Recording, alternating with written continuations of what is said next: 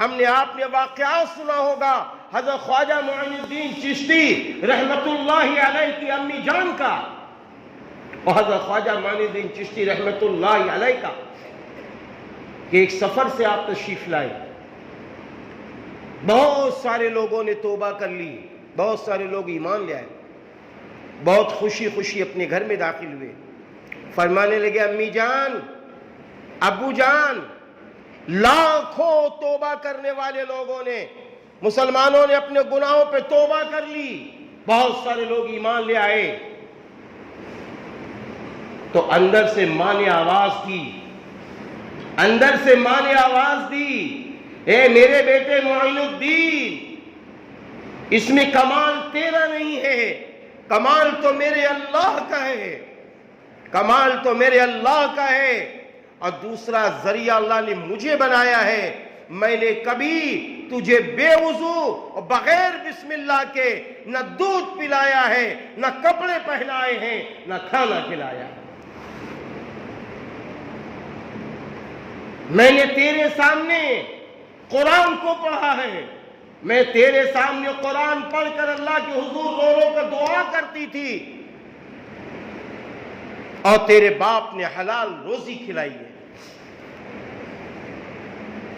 تو پتہ یہ چلا کہ اگر مائیں توجہ دے دیں, اگر مائیں فکر مند ہو جائیں, اگر مائیں اپنی ذمہ داری سمجھ لیں, تو میں سمجھتا ہوں ان کے گھر میں ولی پیدا ہونے لگیں.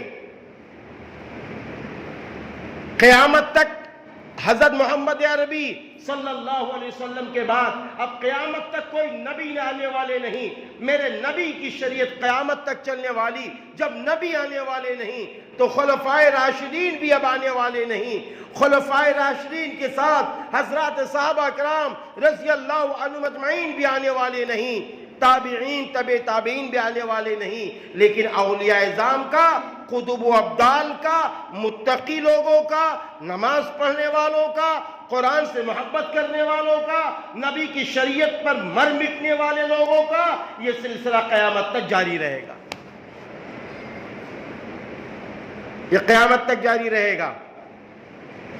ابھی آپ دیکھیے ہماری بہت ساری بہنوں نے, بھائیوں نے نام سنا ہوگا دارالعلوم ندوۃ العلماء کے حضرت مولانا سید ابو الحسن علی ندوی رحمت اللہ علیہ. اسی طریقے سے بہت ساری بہنوں نے حضرت مولانا سید محمد رابع حسنی ندوی رحمت اللہ علیہ, یہ سب نام سنا ہوگا. ان کی ماؤں نے, اللہ کے محبوب بندوں کی ماؤں نے بڑی بڑی قربانیاں پیش کی ہیں, بڑی بڑی قربانیاں پیش کی ہیں. تب ان کے بچے کچھ بنے, تب ان کے بچے ایسے بنے کہ ایمان کی روشنی میں چمکتے رہے, دمکتے رہے.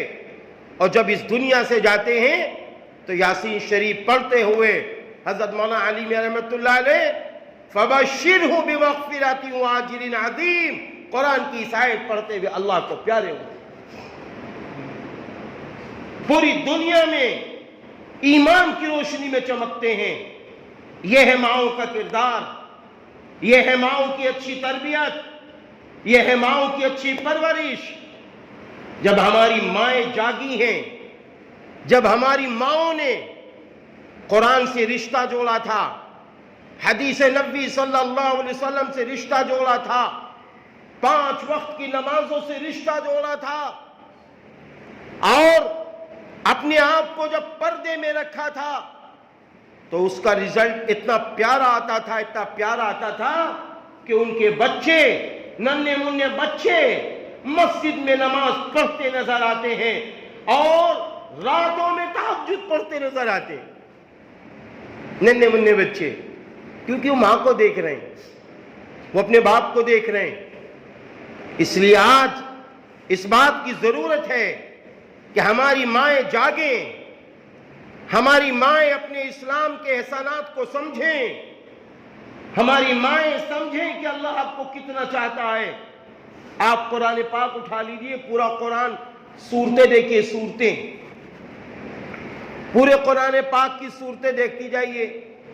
اگر آپ کو کوئی سورہ ایسی مل جائے کہ مردوں کی سورہ نہیں ملے گی، لیکن جب قرآن پاک آپ اٹھائیے جو چوتھی سورہ سورۃ النساء، چوتھی سورہ سورۃ النساء آپ کو مل جائے گی، عورتوں کی سورہ۔ دیکھیں اللہ آپ کو کتنا چاہتا ہے، یعنی قرآن کریم میں سورت کا نام اللہ نے آپ کو خوش کرنے کے لیے بھیج دیا اور لکھ دیا۔